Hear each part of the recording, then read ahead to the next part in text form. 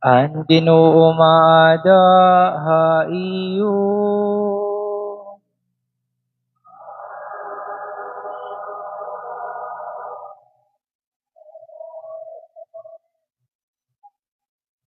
Pagbasa ti Kanghan Santos nga Ebanghelyo, sumala kan San Mateo.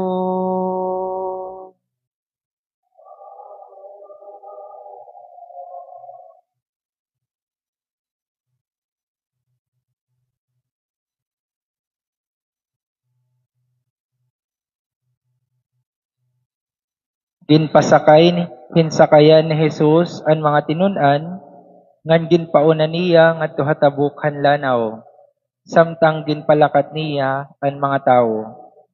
Kahuman niya palakta ang mga tawo, sinag kahiyahin bukid nga usalahiya, base hiya magampo.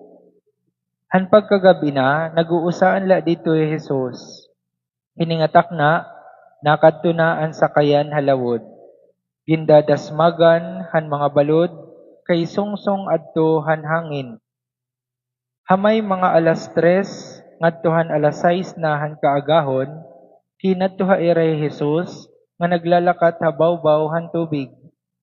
Han pakakita han mga tinun-an, haiya nga naglalakat hiya habawbaw han tubig, duro an ira kahadlok.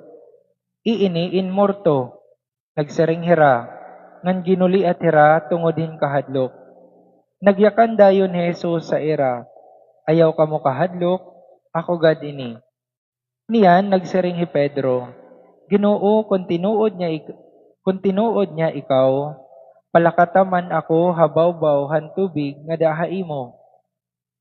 Pakadi, binaton ni Jesus. Sanglit hinaw si Pedro hasakayan, nga nagtikang hinpaglakat habawbaw han tubig ngadto kan Jesus. Kundihan pakasabot niya, nga makusog ang hangin, nahadlok hiya, nga nagtikang hiya hinpaglunod. Tabangi ako, Ginoo, ginuliat hiya.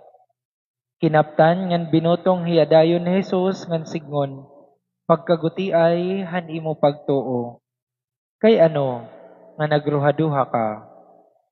Sinakay hiraha sakayan, ngan hinugpoy an hangin. Nagsingba kan Jesus an mga tinun-an, nga nakadahan sakayan yan nagsaring hira. Matuod god nga ikaw, amo, an anak han Dios. Kabugtuan an Ebanghelyo hanaton Ginoo. Magayawan ka, O Kristo.